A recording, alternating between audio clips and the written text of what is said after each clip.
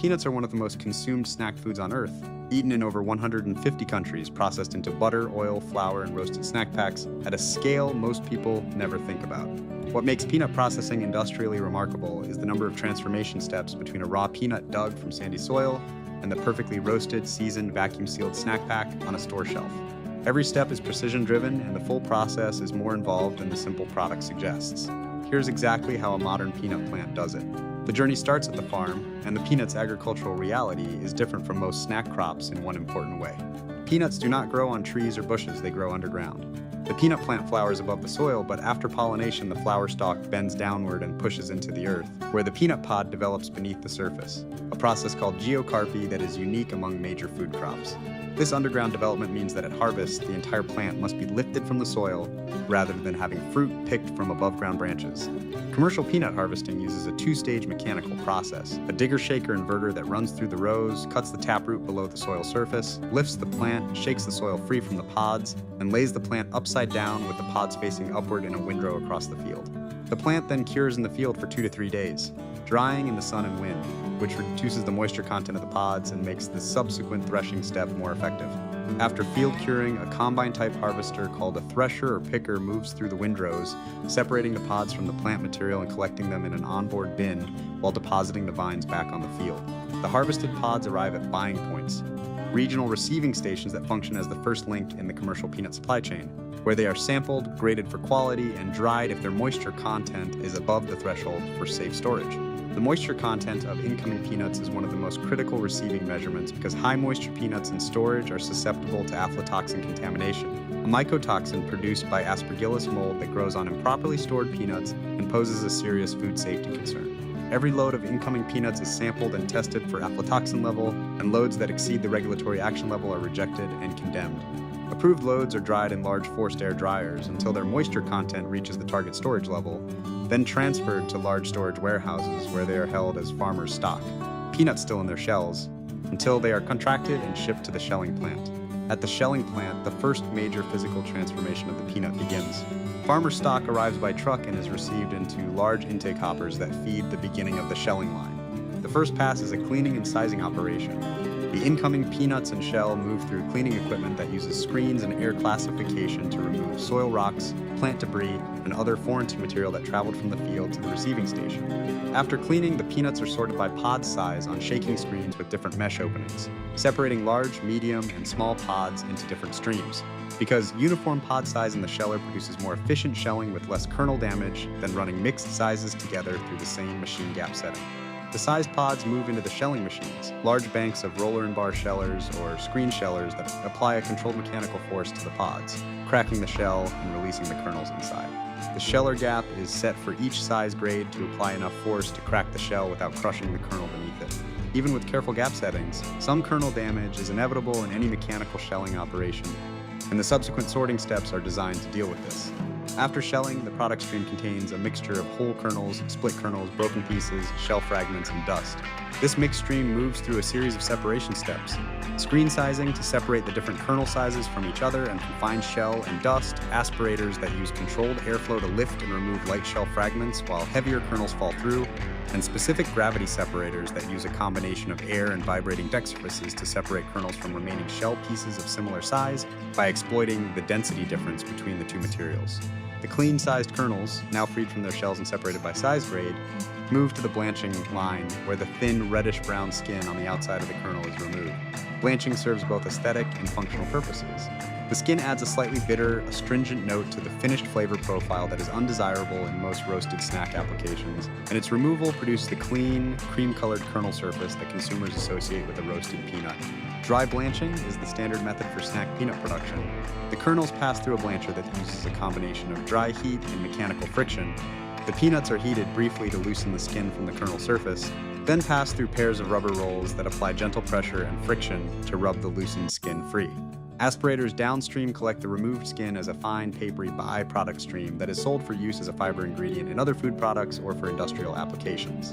After blanching, the kernels are cream-colored, clean-surfaced, and ready for the quality sorting that separates the finished blanched product from the inevitable fraction of damaged, discolored, or defective pieces. The sorting line after blanching is where optical and electronic technology takes over from mechanical processes, and this is one of the most visually impressive parts of a modern peanut plant. Electronic color sorting machines, sometimes called optical sorters, use high-resolution camera arrays and near-infrared sensors positioned above and below a fast-moving stream of individual peanuts falling in a curtain past the detection zone. The system captures an image of every peanut at speeds of thousands of pieces per second, analyzes the color and surface characteristics of each piece against programmed acceptance criteria, and triggers precisely timed air jets that eject defective pieces from the stream without disturbing the acceptable pieces traveling alongside them. The sorter identifies and removes peanuts with dark spots from mold, rancidity, or physical damage, pieces with residual skin that the blancher didn't fully remove, shriveled or immature kernels that look visually different from the target whole kernel, and any other surface characteristic that falls outside the specification. The speed and precision of this sorting is genuinely remarkable. The system makes individual accept or reject decisions on thousands of pieces per second continuously, with an accuracy that no manual sorting operation could approach at commercial scale.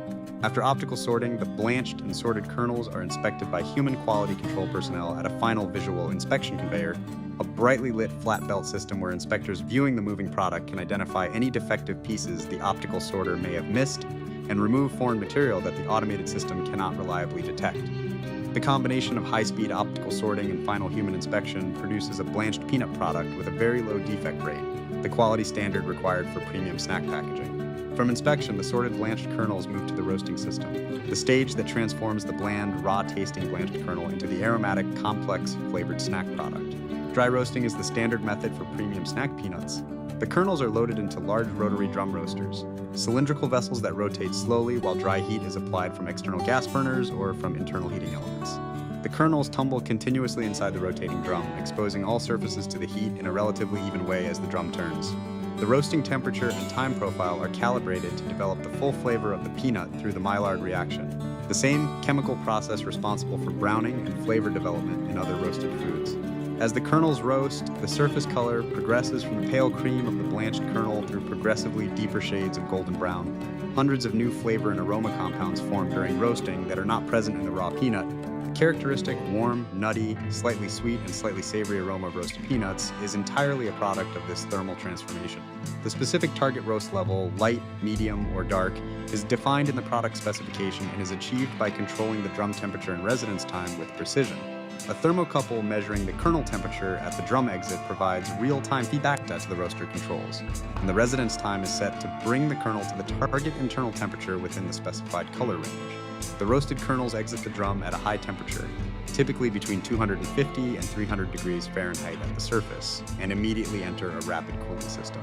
Cooling quickly after roasting is essential for two reasons. It stops the cooking process at the exact degree of roast achieved at the oven exit, preventing carryover cooking from residual heat from driving the kernel past the target color and flavor level, and it reduces the surface temperature to a level where the volatile flavor compounds developed during roasting are stabilized, rather than continuing to volatilize and escape from the kernel.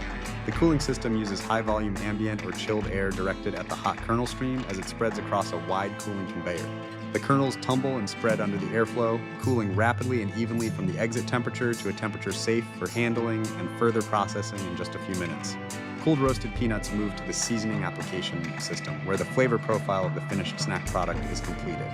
For standard salted roasted peanuts, the dominant retail format seasoning application is straightforward. The cooled kernels enter a rotating seasoning drum where a precisely metered quantity of fine salt is applied while the kernels tumble. The tumbling action distributes the salt across all kernel surfaces, and the slightly porous, oil-exposed surface of the freshly roasted kernel provides enough adhesion for the salt to bond effectively without any additional adhesive coating. The quantity of salt applied is controlled by the metering system feeding the drum and is set to achieve the target sodium level in the finished product, a specification that has both flavor and regulatory significance, since the sodium content declared on the nutrition facts label must accurately reflect what is in the product. For more complex flavor varieties, honey roasted, barbecue, spicy chili, ranch, and the range of seasoning profiles that the snack peanut category encompasses. The seasoning application involves an additional step before the dry seasoning drum. A light coating of a food-grade adhesive material, typically a sugar syrup, oil, or starch solution, depending on the flavor system, is applied to the kernel surface first, providing the tacky surface that allows heavier, more complex dry seasoning blends to adhere without falling off. The adhesive coating and subsequent seasoning application are calibrated together so that the finished kernel carries the right quantity of seasoning, adhered evenly, without excess that would fall to the bottom of the package and leave the kernels under-seasoned. For honey-roasted varieties, a sugar-honey solution is applied and the kernels undergo a brief additional heating step to caramelize the coating onto the surface before final seasoning. A step that produces the characteristic glossy, slightly crystallized surface and the distinct flavor of the honey-roasted format. After seasoning, the finished snack peanuts move through a final quality check before packaging. A second pass through an optical sorting system, calibrated specifically for roasted color assessment, identifies any kernels that came through the roaster at the wrong color level. Too pale, indicating under-roasting, or too dark, indicating over-roasting. Both represent product specification failures because they affect the flavor, the visual appearance, and the shelf life of the finished product. Rancidity development is faster in over-roasted peanuts due to greater oil exposure at the surface, so color sorting at this stage is both a quality and a shelf life control. The sorted seasoned product that passes this final inspection is the finished snack peanut, ready for the packaging system. The packaging line for roasted snack peanuts uses a combination of multi-head weighing and vertical form-fill-seal packaging in a format familiar from other snack food operations, but with some specific considerations driven by the fat content of roasted peanuts and its implications for packaging material selection and gas flushing.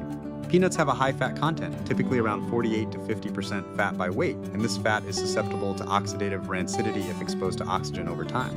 Oxidation produces off flavors and off aromas that make the product unacceptable to consumers well before the kernel is spoiled in a microbiological sense.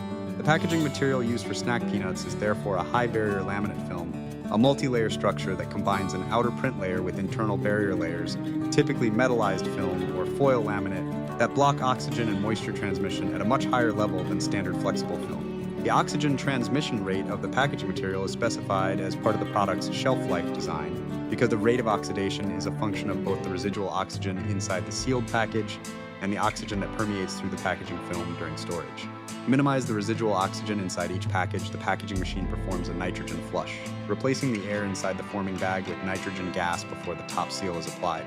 Nitrogen is inert and does not participate in the oxidation reactions that cause rancidity, so by filling the headspace of the package with nitrogen rather than air, the production team dramatically extends the shelf life of the product. The combination of high barrier packaging film and nitrogen flushing is what allows roasted snack peanuts to carry the shelf life declarations printed on the package, typically 6 months to a year depending on the format, without the consumer opening a package of stale, rancid-smelling nuts. The multi-head combination weigher distributes the incoming stream of roasted, seasoned peanuts across its radial arms and weight buckets, reads all bucket weights simultaneously, and runs the combinatorial calculation that identifies which combination adds up to the target fill weight within the tolerance. The winning combination releases into the vertical form-fill seal machine below, where the packaging film has been formed into a tube, sealed at the back seam, and a bottom transverse seal creates the base of the new bag. The peanut portion falls into the bag, the top transverse seal closes it, nitrogen having been introduced before the seal closes, and the blade cuts the completed package free. One package per cycle, continuously. Every package passes through the check weigher that confirms net weight, then through the metal detector. Rejected packages are diverted automatically. Accepted packages receive the label, either pre-printed on the packaging film or applied inline and moved to the case packing station. Automated case packing equipment groups packages into the shipping case count, seals and codes the case, and transfers it to the palletizer. Robotic palletizing systems stack cases onto pallets in stable configurations. The completed pallets are stretch wrapped and labeled, and they move into the finished goods warehouse. From the warehouse, the product enters the ambient distribution network.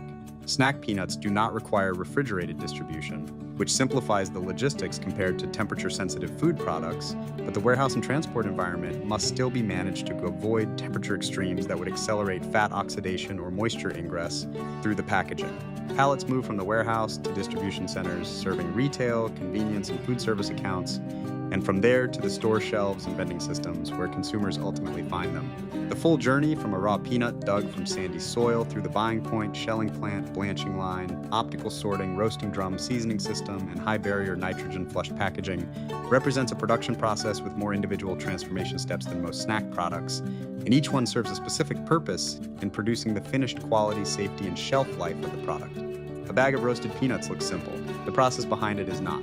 That is the complete production journey of a modern peanut plant, from raw pods in the field to sealed snack packs on the shelf. If this kind of detailed process content is what you come here for, a like helps the channel more than you might think. Subscribe for more modern factory and food production documentaries, and drop a comment telling us which snack, ingredient, or production facility you want to see covered in detail next. There's always more process behind the product than the packaging shows.